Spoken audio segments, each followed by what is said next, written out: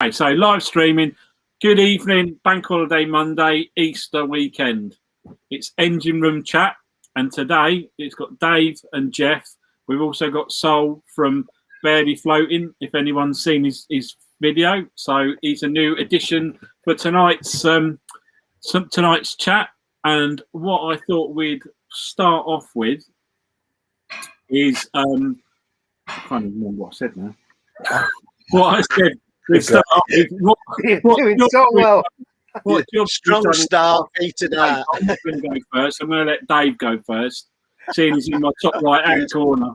Right, what have you been up to last month? Last month, tinkering really. Put a new button on front.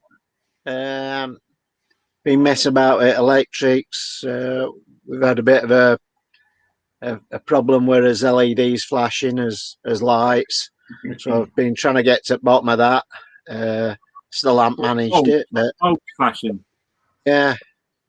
All of them. Yes. Strange situation, but I've had them on a test bench to see if it with the bulbs to a proper 12-volt supply, and they were perfect, running for 2 weeks on a 12-volt. Even if you reduce the voltage, it just dims them. They don't flash. So just trying to get to the bottom of that, really. I think it's something to do with the inverter, maybe. But yeah.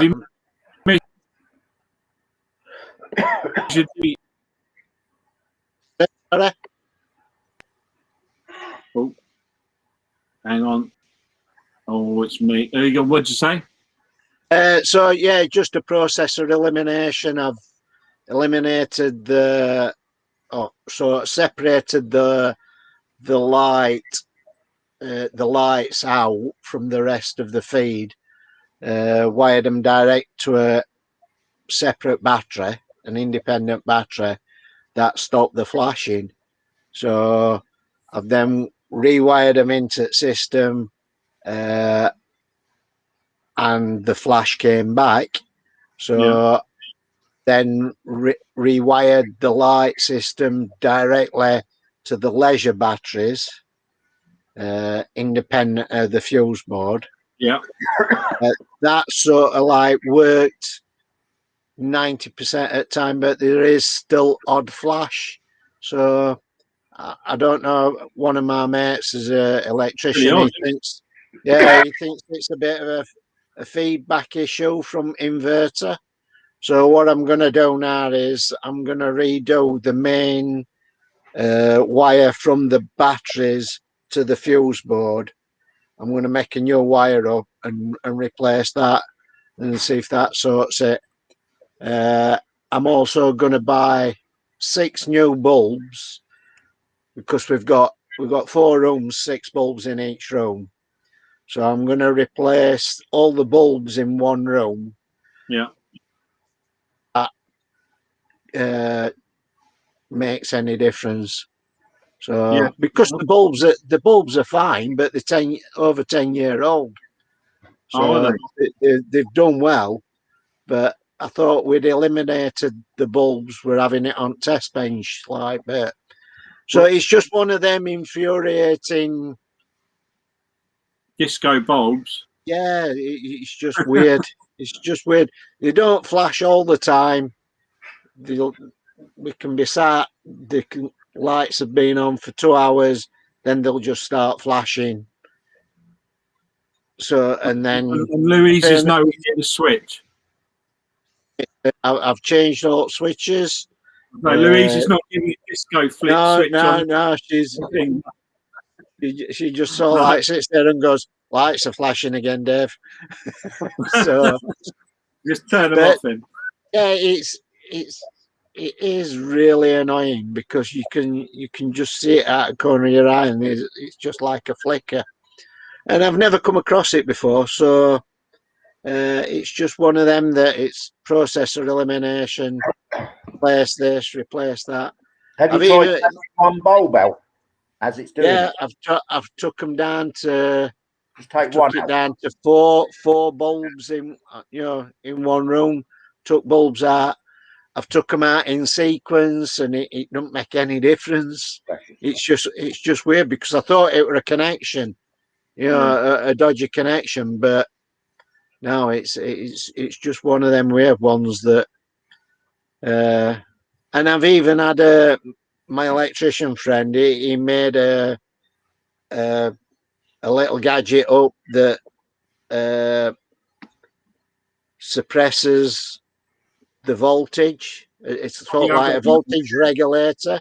Regulation, It made me a kit up for one particular room to try that, and that hadn't solved it either.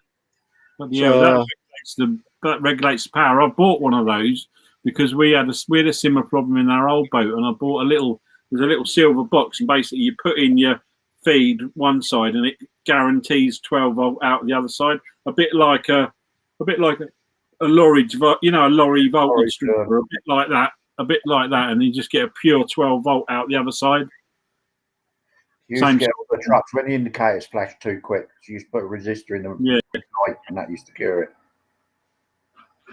So electrics is not one of my strong points. So, but it's just one of them infuriating things that I've spent loads of time on and still not cured. But so if anybody out there has had this problem and solved it, please let me know. Oh, the weird thing was our kitchen one started flashing a couple of weeks ago, and it's LED.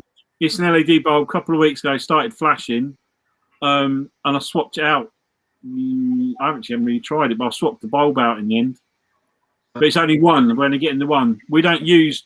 Do you know what? We don't actually use our 12 volt LEDs that much in the boat. We've got a strip that runs pretty much the length of the living room, and that's into 240 into a a reducer. Yeah. And then those lights run off that, and they're always fine. They're always fine. They don't take much draw either. They're quite good. The reason I'm replacing the main lead from the batteries to the fuse boxes, because at one point I was sat and I was trying to figure it out, and on our fuse board we've got with the red lights in, and could see the lights flickering, and I could see the little red lights on the fuse board flickering as well. The same time. So it's got to be I'm thinking of maybe a dodgy connection in from the batteries to the fuse board. So try that first. That's the next job. So that's me. You're done. That's enough, Dave. That's enough. Yeah, it is. What about you, Saul? What have you been up to? Oh, well, my generator packed up. The spark went. Generator.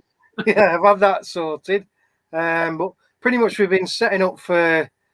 We're going to repaint the boat this year, so we've just been setting up, doing a bit of research on what paints we're going to use and colours and things like that, and where we're going to do it, because we're stuck in Glasson Basin at the moment up in Lancashire. So, and they've shut the locks, so we don't know whether we can move. And we're sort of once we figure out whether we can move, we know where we're going to be. We'll start doing it then. Really, I think once this weather gets a bit warmer as well. Yeah. But Are you painting it yourself? Yeah, we're doing it myself. Yeah. I'm going to strip it back down to bare metal as well. Are you going back to bare metal? Yeah, flap disc, and I've got scrapers, mechanical scrapers and stuff, so I'll do that. It's quite old, the paint we've got on it. How old's your boat? It's an 88. 88, so it's got a few layers on it then. Yeah, and it's had plenty more put on. Is it? Yeah, that's good luck with that. Are you doing it in the water as well? Are you going to do it while it's floating? Yeah, probably will do, yeah. It's not that daunting. I've had to do stuff like that, coach painting and that before, so it's not that daunting for me, really. No.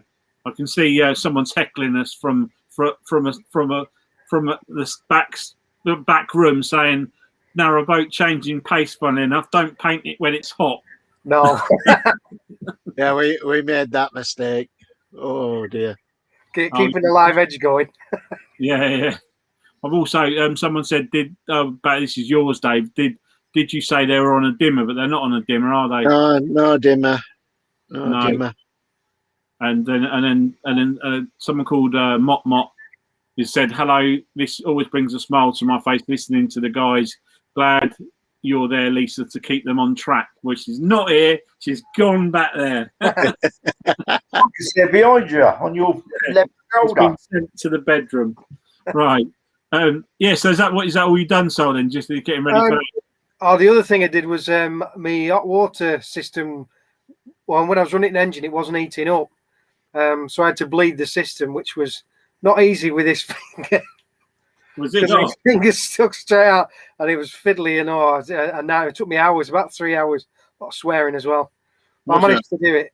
So, and it's all running the fine engine now. to the tank. Yeah. You had an airlock. What's that? You had an airlock. Yeah, you had an airlock in it.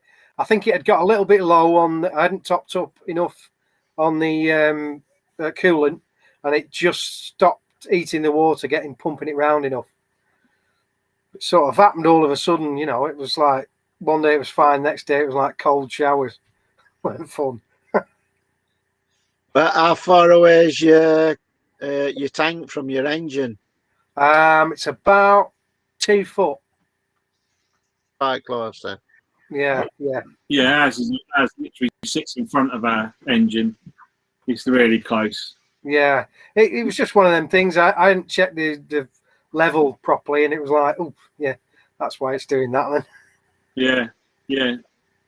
I mean, I had loads of problems, not with particularly hot water, but I had trouble with the engine getting hot originally with thermostats and whatnot. And I've only sorted it out last time I did it. Last time I messed about with it. And I had to bleed a lot of air out of our system, out of the keels. And as our cooling systems on both sides, we've got keels both sides. Right. And they join under the floor through the hydraulic system as well. It cools the hydraulic system in our boat, and we got bleed off screws on both sides, and both of them had air. But loads of times, I've had to do it loads of times. It's all right now, but when I was having the problem with the thermostat, it took bloody ages to get it sorted. Yeah. And then I put someone had put an piece in, which obviously spins off to the tank, and I put the thermostat. I couldn't remember. I'd had it in and out so many times. I put it the wrong side, so the water was getting really hot the other side and not feeding the tank. So it was, but I've done it now. It's all fine. Yeah, it all works.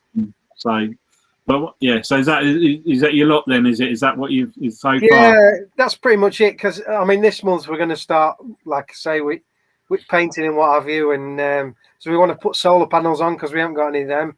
We need to get some new batteries because we've only got one leisure battery. So. One leisure battery. One leisure battery. 110 amp leisure battery. Just one. Yeah, it just runs the lights really.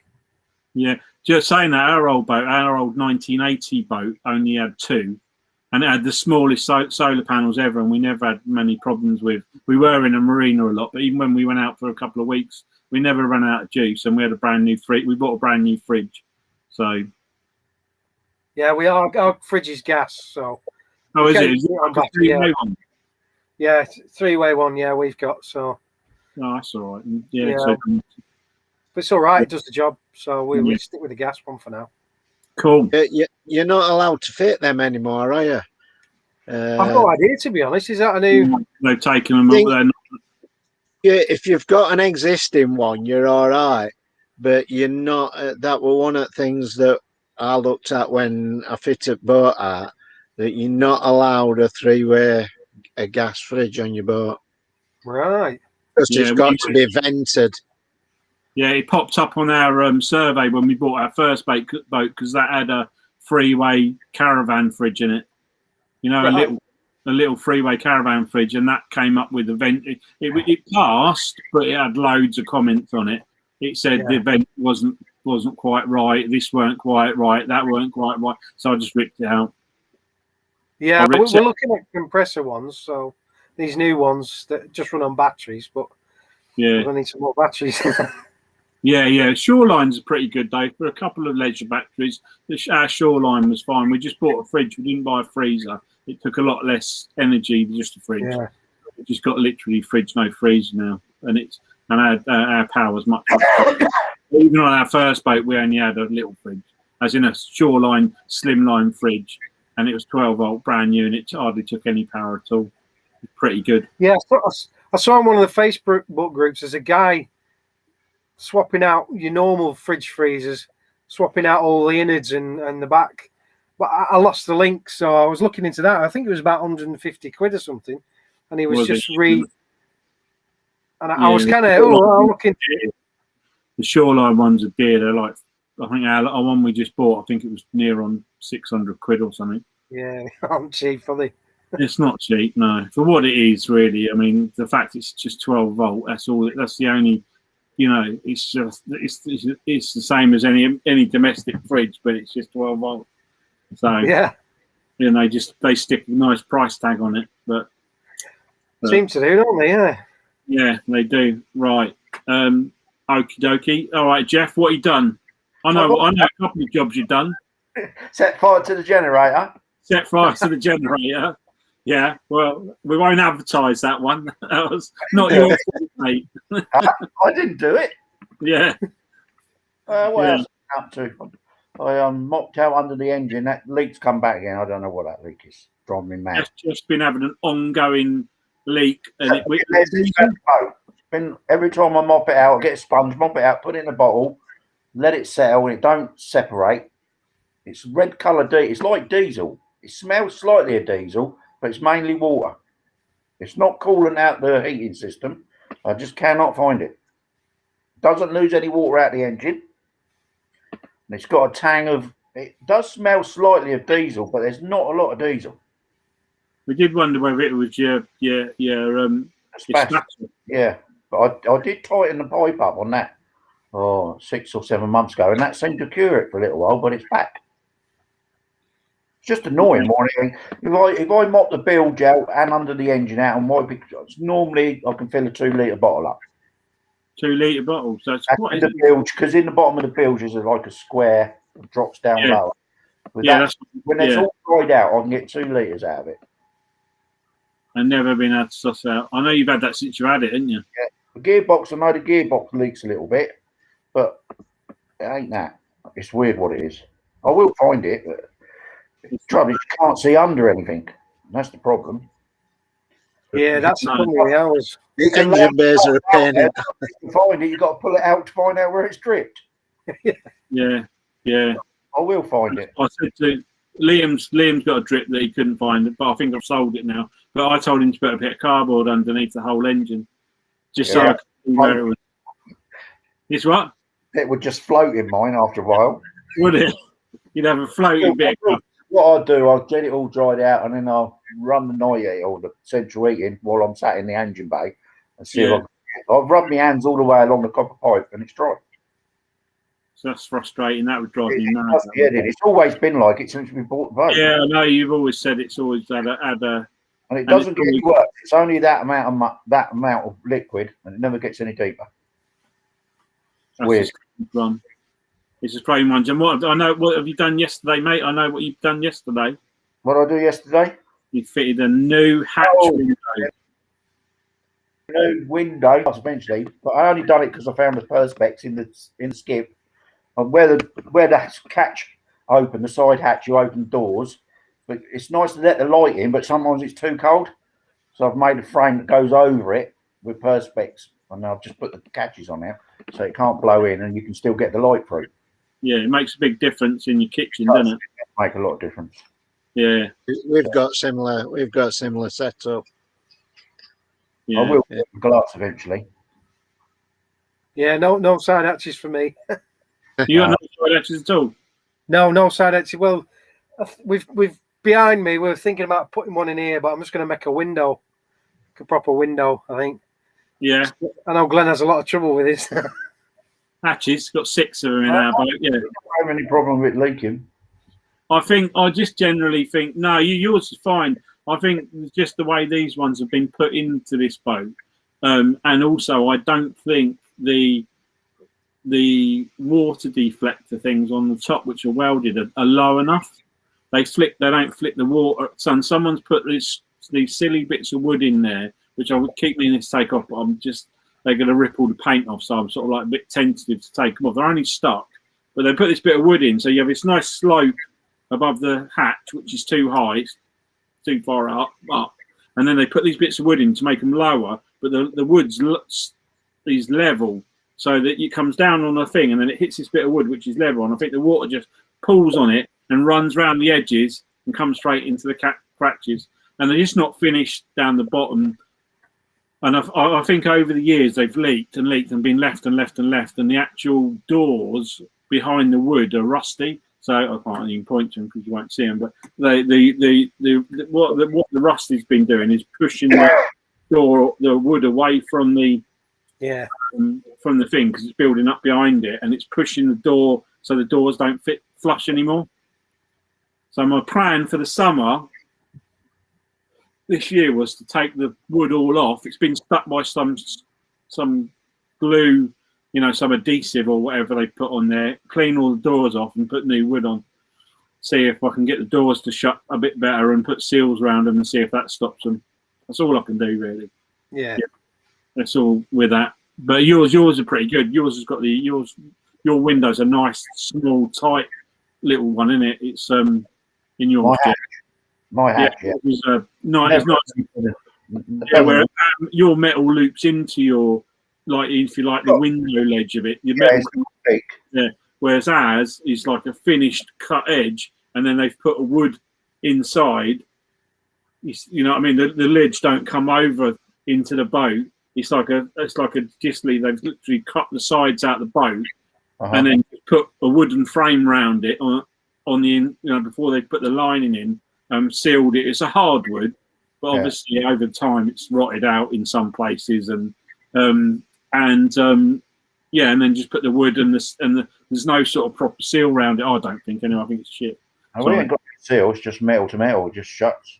Yeah, yours is all right. I think a lot of them are like that. Yeah, so get the right one if you're going to do it. So make sure it's the pucker fit. I think if they just cut it short and bend the metal round, or at least weld the metal so you got metal all the way round. Grind it off. Yeah, we'll weld a new one on for you. This what? Grind it off. We'll make you a new one. Weld it on. What, 6? No. Well, yeah, could put. I thought about Pete. Weld them up. New one on. We've got a welder. We'll put that on. Yeah, and the other thing is all of our bloody doors, all the hinges are not removable.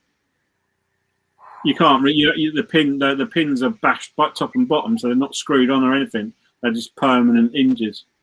They're all welded on, so there's no separation from it. Well, I'm going to just quickly go through a couple of messages here. Let me just have a quick look because there's a few bundled in. We've done that one. Don't paint. Yeah, we know that. Glaston Basin, what a great place to be stuck. I've never been there, but it's obviously nice. Gorgeous, beautiful place.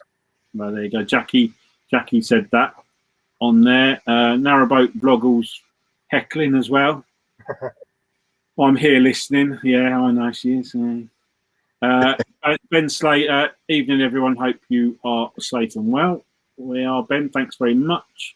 Never too late. Never too late. Our journey. Good evening. That's Martin Fro. Oh no, my wind turbine. He's asking about my wind turbine. Mrs. Warner was asking about that the other day, and I had a really poor excuse. Basically, I went before we can now bring the car down to the boat, and the alternator I've got is hefty and heavy, and I just couldn't be bothered to carry it. So I've got no excuse. I'm going to the office tomorrow, so I'm going to bring that back, and I'm going to try it and see what happens. I'm going to set it up as off, not charging anything first of all to see what current comes out of it. So I will be doing that. Ben. Oh yeah, Martin and Ben asked that question. Yeah, it's in hand, and I will video it. I promise. And then narrow on these. What's this? Glass windows. I think you should make some glass windows for our hatches. That's Mrs. Warner heckling from the other room. She wants windows in the hatches. Yeah. Dale Jones. Dale. Let's show it. Here we go. Look, we'll put it in the bottom. Hi, Oh, Jeff. flash now, you are, Glenn, aren't you? Yeah, I'm on it. Jeff, do you have diesel or water in your boat? As it sounds like you might have a leak in your heater matrix. But it doesn't lose any water in the heating system. In the header tank, it's always in the right length. It's always in the mud. Yeah. Well, that's more pinky, isn't it? In that in the orange, isn't it?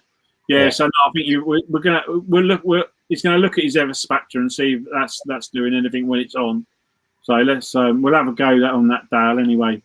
And then we got Narrowboat Mum saying hi everybody. Hi, and Mrs. Warner saying hi Narrowboat Mum as well. So that's it for that for a minute. The other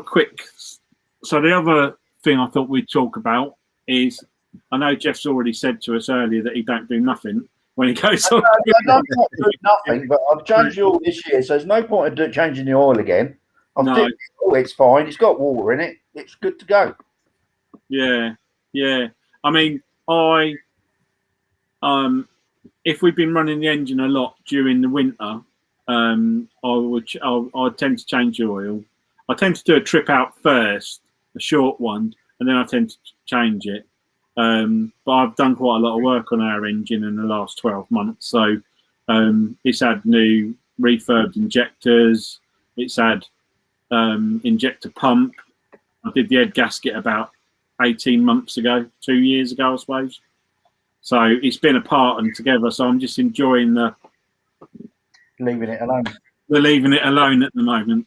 The injectors have made a big difference. I think it's a little bit smoky when it first starts, but it's definitely better than it was. He said they were pretty knackered when he refurbed them for me.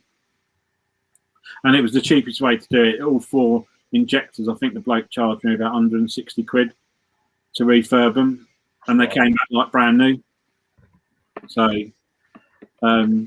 yeah, I think anyone can do that job as well. I think that's... I think changing the injectors is quite, and he's BMC, so you might get that. I've had all new injectors, 2 new lift pumps. Oh yeah, you've had that. I saw the Ribble Link catastrophe.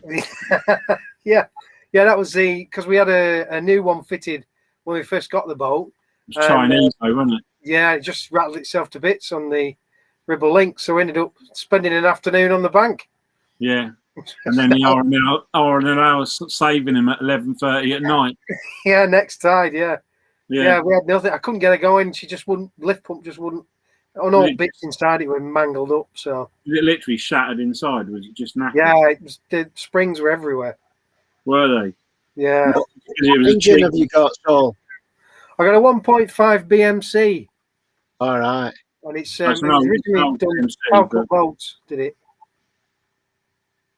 Yeah, you were just a bit unlucky. It was fitted when you bought it, wasn't it? A new lift pump. Yeah. But just the way it goes.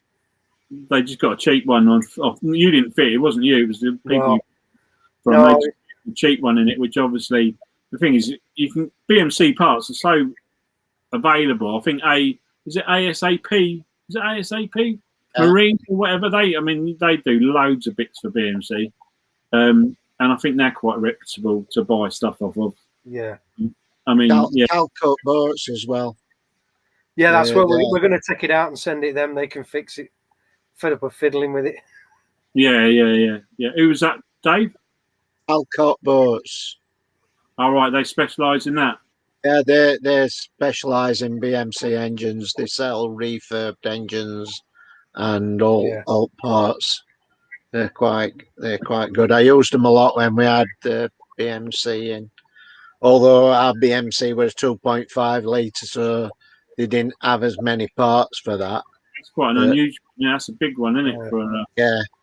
a 6-pot or a 4? Pot. 4.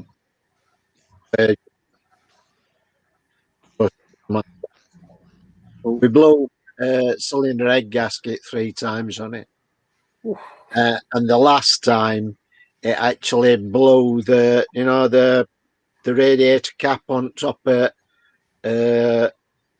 exchanger. On heat exchanger. It blew that off. Did it?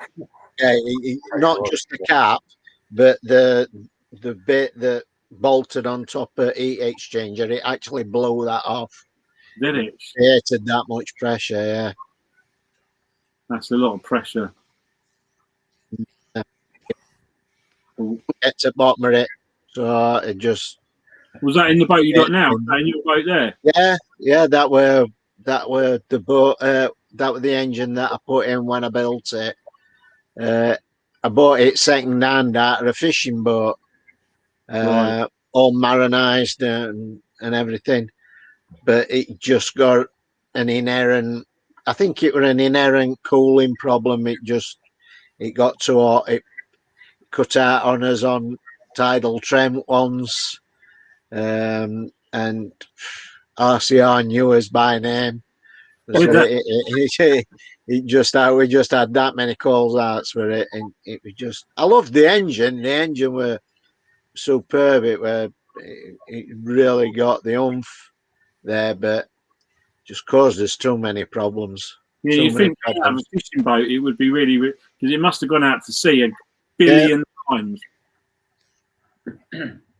And I had it.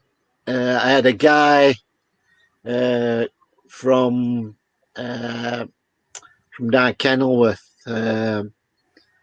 He came out when we were moored down at Kings Bromley, and he came out and took the head gasket off, and took it away and had it all reground, had all new valves in it.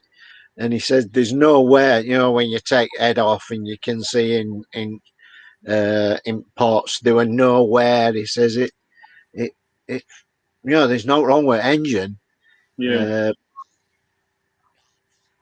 After he'd done that, it went again. Really? All ancient history now. We've got a brand new shiny Barrowshire 45 in there, so, and touch wood, she hasn't missed a beat. Got a brand new what in it? Barrowshire 45. Okay. And that's been all right. Never had an issue. No, never had an issue. We followed warranty, had it serviced at various places around country to keep warranty up. It's just out of warranty now. I think it's just over 5 year old. But did you put it in, Dave? When the sort of like BMC went pop, we were in Lincoln, right? And I couldn't move the boat. We sort of like we got a tow to a mooring, and then we ended up limping to Burton Waters, which is just that other side of Lincoln, and they fitted the engine. Charged us a small fortune for it, but I could have got it done elsewhere, but it'd have meant craning boat at Burton Waters, transporting it to a boatyard somewhere else. Then they were all waiting lists and this, that, or other. And at the end of the day, it'd cost us the same amount of money. And we had 6 or 7 weeks in Burton Waters waiting while they could fit us in. And then they took it out. fitted engine and re-blacked it and that while we were there. So yeah, was it did they have to make a lot of adaptations, or did it go straight in? loads of fabricating on engine bearers and that, and exhaust. The exhaust come out at different sides. So yeah, and they did a lot of wiring for us as well. We put I think we had three leisure batteries at that time. Right. So we upped it to 5. I replaced all the new batteries, and they redid the wiring. That sounded like an expensive visit. Hey? That sounds like an expensive visit. Oh yes, it was very expensive. Yeah. But and I know that when we're out and about, or Lou's out and about, she can just go to key, turn it, and it starts, and there's no problem. So the peace of mind is worth it, I think. Outweighs it. Has been worth it. Yeah. Yeah. What you got in yours, Jeff? You got an Isuzu, haven't you? Isuzu, yeah. No problem. No problem. Apart from I can't find the air filter. Yeah, I'm going to say we mentioned that a couple of ones ago. Find the air filter. Now, just so everyone knows, Jeff has been like a diesel fitter in his life, so he knows his way around the diesel engine. Cannot find the air filter. I don't think it's got one. I don't know where it goes. Don't know. Someone told me a little gauze filter, but I still can't find that either. Really? I can't find it. It's got to have some sort of air intake, isn't it? It's somewhere. It wouldn't run otherwise, would it? No, it wouldn't run. Yeah. Oh, what's that? Wayne Waring. I'll put this on because it's a long one. Let's put this message on. Hang on. Hi guys, how does the 2030 government plan to change everything to electric affect narrow boats as the majority run on diesel? Do you think it will affect the value of your diesel boats? I think obviously anything that's made will be allowed to stay as is. Whether I would imagine the technology by 2030, I think will be that good that electric boats will exist anyway. And I think this is only my opinion, but I think the technology will be a lot better anyway. So I think anything that's already got a diesel engine will be good to go. And I think anything new you're replacing, you'll probably only be able to get electric. But as I said, I think it'll be more advanced then. I wouldn't have one fitted now. I've seen the bank batteries they have to have it. They're monster. So how you feel? What do you reckon? Anyone? Well, I reckon. Well, you still have to have a diesel engine on half of them because there's just technology isn't there yet. So it's a bit pointless running an engine for 2 hours so you can cruise for 2 hours. It's one of them, isn't it? Yeah, yeah. Oh, so what you mean? Yeah, for the charging. Yeah, I mean, yeah. The only boat that I've had any that I've seen was the one that was being built in Milton Keynes to do the, and that was all going to be electric, and it needed to be charged off a mains special charger overnight. That's why I think the technology needs to develop first. Hang on, sorry, a minute. I think it'll move pretty quick now. It's we've got big battery banks in houses now, running houses. So yeah. Recharging into it's all right having a big battery bank, but you're not going to be able to charge a big battery bank with just solar. So like Saul says, you've got to run an engine to charge it. So or a Jenny to charge it. So what you're saving? I don't understand. As I say, I think the technology is going to have to change or catch up quite a lot. It'll get there, yeah. I'm sure it'll get there. I'm sure we'll be pouring water into the tank at some point, and it'll be running off H2O before you. Or what was Back to the Future? You put rubbish in that. We need a flux capacitor. to run the baits, and we'll be all right. But yeah, I don't know. Yeah, we'll see how that unfolds. I know we can't fit fires. When's the law change on fires? No idea.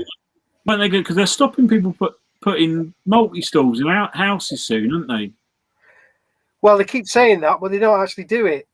It's one of them. Right. A lot of new builds now don't have fires. Wet wood, do they? That's what they're on about. It's wet wood supposed to be the bad one. Is it? Yeah. That's bad for the atmosphere. It's got to be dry wood. They're stop you using wet wood. It's got to be seasoned. Like kiln dried and all that.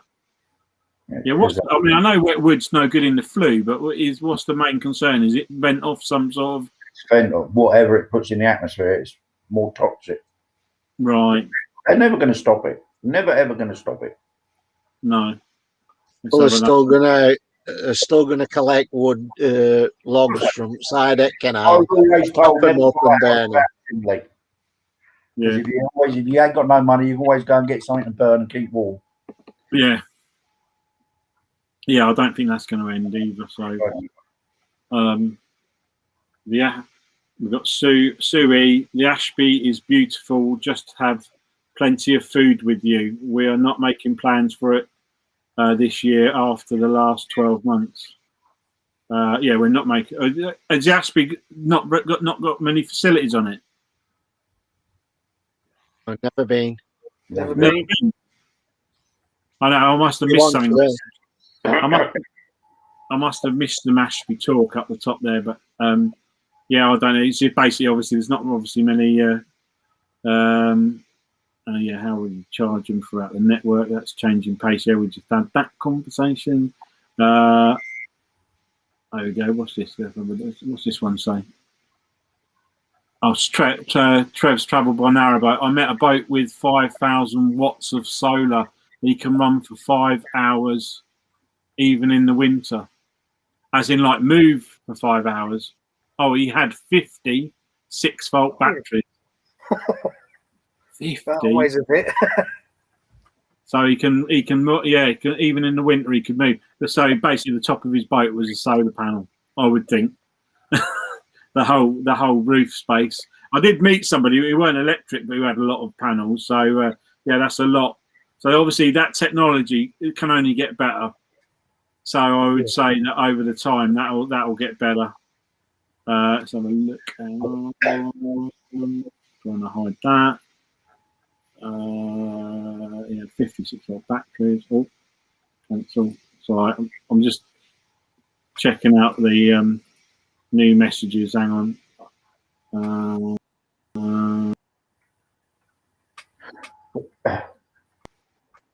Trevor again.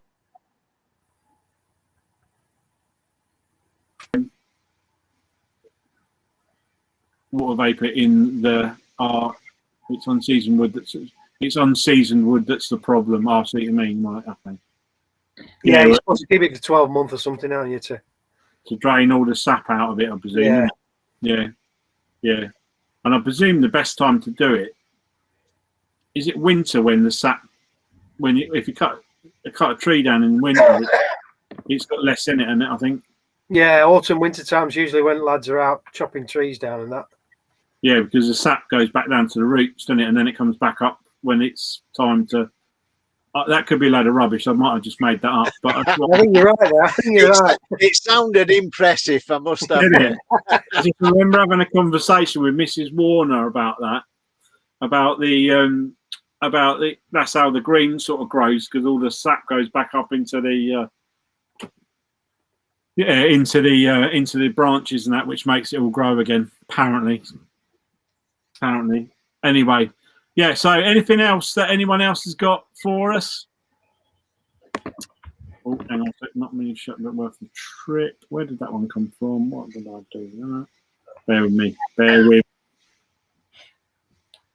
Oh, hang on. So where did I put that? Sorry, I was trying to hide that. Oh, we go. That's it. Yeah, so has anyone got anything else for us? Anything else they've done? No, where are you planning on travelling then, Jeff, this year? Or No, we're going out for a week. When we going for a week? End of May, and then we're going out again for July. That's about it, really. Yeah, We're Jeff. in the middle of house move at the moment. That's all been a bit of a balls up, but we are finally moving soon. Yeah, finally got a moving date. It's been a bit, so it's We're taken. busy. It's taken time off to do the move, and then it all went a bit peak tong. And you've also changed jobs, haven't you? So yeah, Jeff's changed jobs, which obviously might mess his holiday up a little bit. His holiday entitlement up a bit, but yeah, you'll get out a bit, mate, won't you? You'll get out a bit later. Right. These things happen for a reason, mate. Yeah. You got quite far last time you went out. Was it 10 days you went last time? 10 days we had? Yeah, 2 weeks out. 2 weeks out. Yeah. And you got quite up. Where did you get? How far did you get up? Welford. Was it Welford? It was Welford. We could have got. I reckon we could have got easy to Market Harborough. Yeah. And we weren't pushing. Yeah, which is and you're only doing like 4 or 5 hours a day, weren't you? Not even that some days, and we had lovely weather. That was even better. Yeah, you did have a nice weather, didn't you? Great, loved it. A lot of locks though up that way, isn't there? Not too many. Watford flight was the most locks, I think. Watford flight. She loved all that anyway. So yeah, you ain't been down. Dave? You been down this far south? No, we saw the furthest down your way. We sort of like went down to Northampton about 4 years ago, and then came back up and came back up north. And we've been on Langholm. We've done big aqueducts, but mainly we sort of like potter about. We love Birmingham, so but this year we're hoping to go down to Kennet and Avon after we've been to Ripon. So oh yeah. So, yeah. How long will it take to get down to the Kennet and Avon? I don't know. I don't know. You could. I'm right, by the way. Chris said I'm right about the sap. Hey. It depends on how you want to cruise it. If you want to cruise 7 hours a day and cruise every day, you probably do it in 2 months, 3 months. But we're gonna potter up to Ripon. The plan is set off at end of April, if we're allowed. Go up to Ripon, head back down, do the BCN challenge end of May if it's on, and then carry on down and do the Kennet and Avon. But if the BCN's not on, then we'll just potter and do it as we feel necessary. You know what the BCN is, Jeff? no. It's where you go around Birmingham Ring in 24 hours. It's like a race. No, I'm not into that. Is it like a race, isn't it? It's not a race. It's a challenge. You can all they do is they set a finishing point on the Sunday, so everybody has to finish at 2 o'clock on Sunday at a set point. You can start wherever you want on the Saturday. You run for 24 hours in a 30-hour period, and you get points for you going up disused arms and this, that, and other. The more locks you do, the more points you get. The longer you cruise, the more points you get, and it's just a bit of fun. And you decorate your boat up. Yeah, our old manager at Old Marina in Northampton, he'd like lived on all of his life, and he used to go right through the night. He'd do that. He'd be like 24-hour darkness cruising and all sorts. He was a bit of a machine when it came to. He'd done it a few times. He'd done it quite a few times. I think we've done it 3 or 4 times. We haven't done it for 4 years. You're busy. your network really busy? It's in the outskirts and that. I think we did it last year. We sort of like, not the BSA, and we came up and went through Birmingham. We're doing the Silver Propeller Challenge for the Inland Waterways Association, and there's 4 or 5 points in Birmingham that are on the Silver Propeller, and it's just lack of use. It's, you know, hardly anybody uses the arms, and it was great. We finished one year at Bradley Workshops where they make all lock gates. Oh, really? And that were really interesting. But and all the locals, it's a 1.5 mile arm off the network, and all the locals come out because there were 20 boats going up this arm to Bradley Workshops, and never seen boats. They'd hardly ever seen a boat. Was it passable though? Was it all right? Was it in good nick? Was the arm in good nick? No. It was shallow. It's weedy. It's a 1.5 mile. Last year we went up it, and normally you do it in what, an hour and a half, something like that, if that. Yeah. And it took us 3.5 hours to get up there. Do a mile and a half. Shit. Yeah. Because there were that much weed. The water was gin clear. Nothing had been up there for months and months. And I was just constantly down weed hatch. But got up there and we stopped at Bradley Workshops overnight. You're not supposed to. But by the time we got there, it was dark. It was getting dark, so we moored up and we set off next morning coming back. And because we made a channel going up there, we just cruised straight through, won't we? Like, no problem. So it only takes 1 or 2 boats to clear it, but they just not used them. We went to Walsall Basin. That were an absolute nightmare. An absolute nightmare. Every bridge we went under, there was something in water. It was like speed bumps. You know, when you're hitting something and knock it out of gear and just float over it. That were horrendous, actually. But you got to Walsall and they've renovated all basin. It's lovely. Just getting there. Just getting there. Yeah. So yeah, we love Birmingham. We're sort of like, yeah, what's up there? Yeah, we'll go up there and have a try at that. Yeah. Ben Slater said basically when you're at the K&A, he said he'll give you a shout and he'll bring some beer.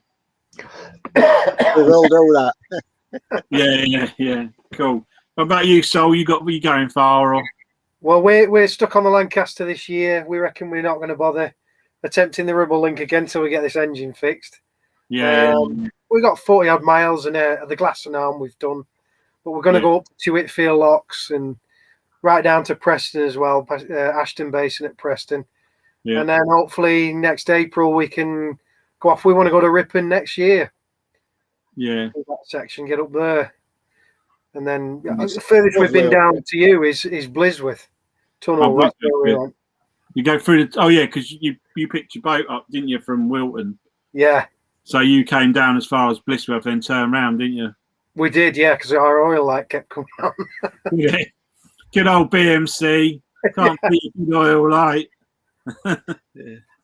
Yeah, so that's how pretty. We're just going to cruise because we're constant cruisers as well. So we're going to go up and down the Lanky and just enjoy it because it's really nice. Some of it's absolutely gorgeous. There's some real nice spots on here. Yeah. No, we're going down later in the month. We're going to go back down to the Aylesbury Arm, down to the basin at the end of Aylesbury Arm, turn around, spend a couple of nights there, turn around, come back up because it's 19 locks down and 19 locks up again, Yeah. And this is the best time of year we found to do it, because otherwise it gets really weedy and really, really thin. And then we're going to stop back here for a week, and then we're going to go to Banbury. So we're going to go up to Braunston, hook a left, and then go down. I think you go past Warwick and Leamington Spa, and then you drop onto the Oxford Canal. Yeah, it was pretty shallow last year. Leamington Spa was pretty shallow. We Was bottomed it? out a few times. Yeah. We had some struggles getting through there. Did you? Yeah, Yeah, we've really done hot that. Yeah, we did. It depends what time of year it is as well. We did it in March. It was fine when we did it originally. Yeah, it was just beginning of August we went through there. Yeah, I think once a few boats have been through, I think it drains the system out a little bit. And if you've had no rain, but anyway, Yeah. I'm conscious that we've been on chit chatting for 55 minutes of all things. So I'm going to, and plus I'm losing the light, so I'm going to disappear into the blackness. Yeah, by the looks of it. So I'm going to wrap it up, and I'm going to say thanks to everybody for commenting on the side there. Yeah, thank you for joining us. Yeah, thanks, Dave. Thanks, Saul. I hope you'd like to pop along next. We do it the first Monday of every month. It just happens to be a bank holiday this week, and Jeff. Yeah. And Jeff will always be there, won't you, Jeff, mate? Yeah, I'm always To do some more jobs in your boat. find this leak. Yeah, cool. All right then. Well, it's great. Thanks everybody, and I'll see you next month. Cheers and see you. Yes, bye. Bye.